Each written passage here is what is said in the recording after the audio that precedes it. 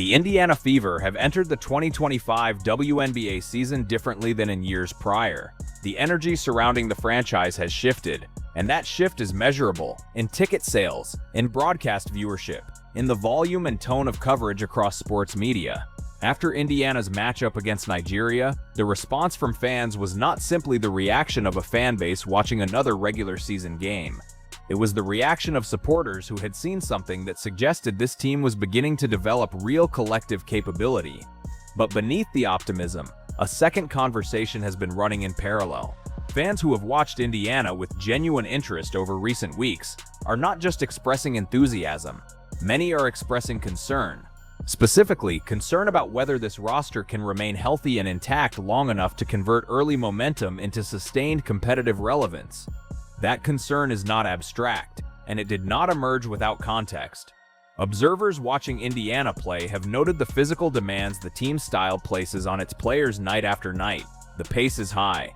The defensive pressure opponents apply, particularly against Caitlin Clark, is consistent and physical. Defenders contest her across the full length of the floor.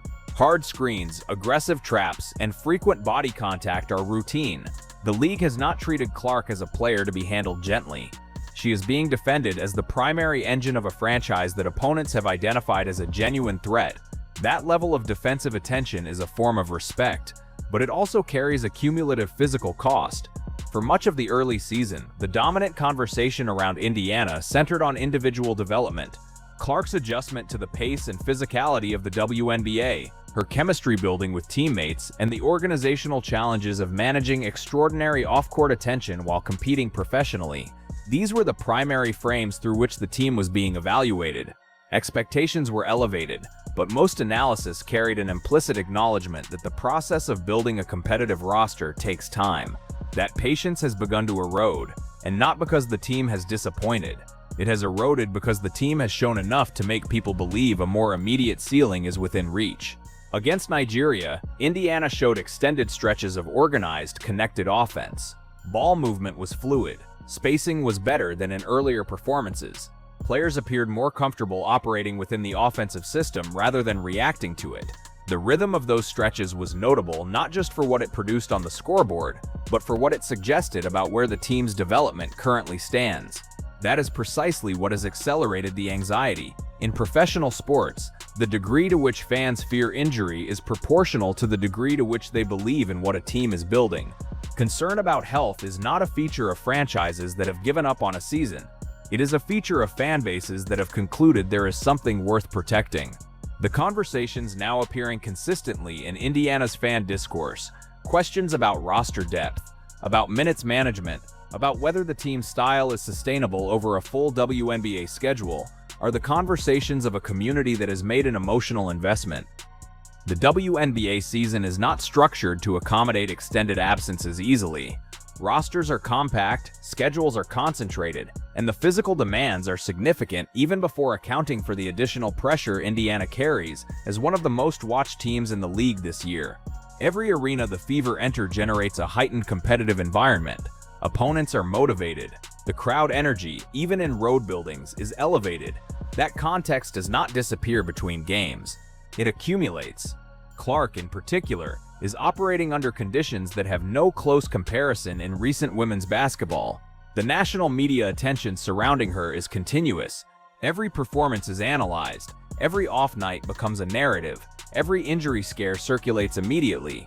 The psychological and physical demands of that environment are real, and fans who follow the team closely have begun noticing what they describe as signs of accumulating fatigue. Not collapse, but small stretches where the execution shows wear, where shots fall short, where defensive breakdowns occur with the particular quality of tired legs rather than poor effort. None of that constitutes crisis, but it has contributed to a shift in how the fan base is framing the season. The conversation is no longer purely about whether Indiana has talent. It is now about whether Indiana can hold together long enough to deploy that talent in the situations that matter most. While reframing is significant, it represents a meaningful elevation in how the franchise is being perceived, not just by its own supporters, but in the broader context of how the league is discussing competitive balance heading into the second half of the schedule. Sports history provides a well-documented pattern that fans of competitive teams internalize. Organizations that build visible momentum, then suffer key injuries at the wrong moment, can lose not just games but the organizational confidence that made them dangerous in the first place. Chemistry is not automatic. When it is disrupted, rebuilding it mid-season is difficult. Fans who follow basketball closely have watched that cycle play out enough times that it functions almost as a default worry once a team begins performing above expectations. For Indiana, the concern is compounded by the team's stylistic identity. The Fever play fast.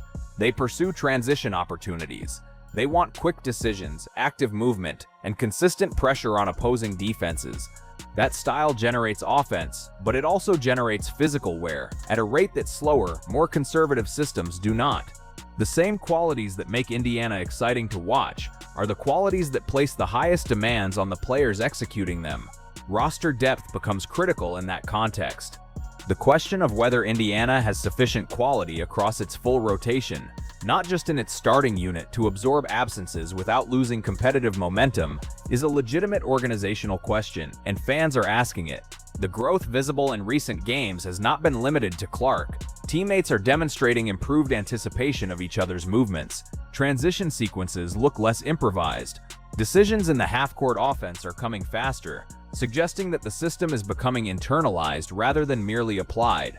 Confidence in individual matchups has visibly increased. These are genuine developmental markers, and they represent real progress from where the team stood at the beginning of the year. But developmental progress and sustained competitive performance are different things. Teams that show promising stretches across a long season face a test that promising stretches alone cannot resolve.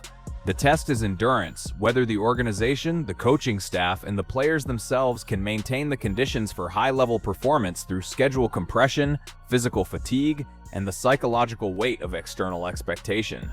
That is the question Indiana's supporters are carrying into the remainder of the season. It is worth noting what that question represents.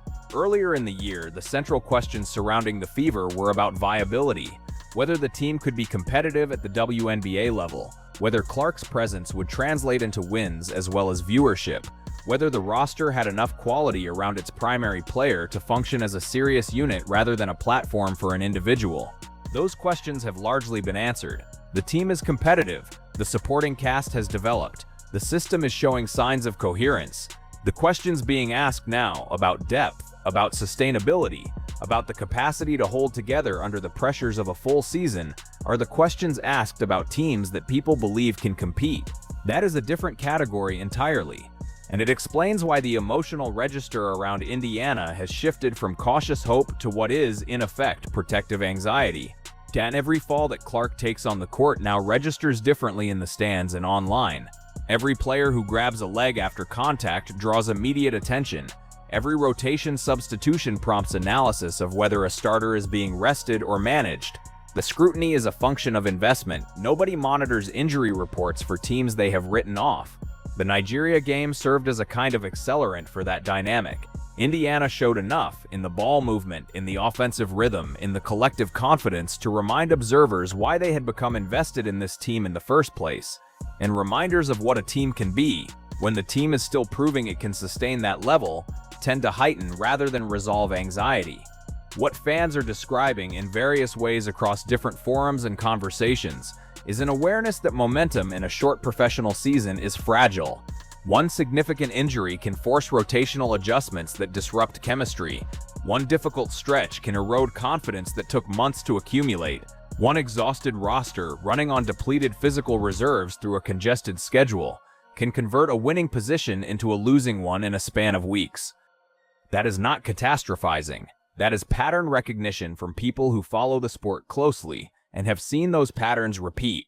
The Fever, for their part, are operating in a media and competitive environment that places demands on their organization, unlike those faced by most teams in the league. The national conversation around women's basketball, much of which flows through Clark and Indiana, has elevated the stakes attached to every game. That elevation creates opportunity for visibility, for commercial growth, for the kind of sustained public interest that changes what professional women's basketball can be in the American sports landscape. But it also creates pressure that registers in the bodies and minds of the people competing. To challenge now facing Indiana is not the challenge of a team trying to prove it belongs. It is the challenge of a team trying to sustain something real over a long and physically demanding season, under conditions of exceptional external scrutiny, with the awareness that a single event could substantially alter the trajectory of what they are building. Fans understand this. Their anxiety is, in a sense, a form of lucidity. They see what Indiana has shown. They understand what it would take to convert that potential into a completed season of genuine consequence, and they are aware of the distance between those two things. Tend the Mumai Tirdas. The team's ceiling has become visible in a way that it was not at the beginning of the year. That is progress. It is also the reason every game now carries additional weight, and why questions about health and depth have moved to the center of how Indiana's supporters are thinking about the season. Otirdal, if the roster stays healthy, if the chemistry that has been developing continues to consolidate, Indiana has the capacity to become a legitimate factor in the WNBA's competitive picture in the second half of the season and beyond. That assessment is no longer speculative. It is grounded in observable evidence from recent games. Whether the team can get there intact is the open question, and it is the only question that Indiana's fan base is really asking right now.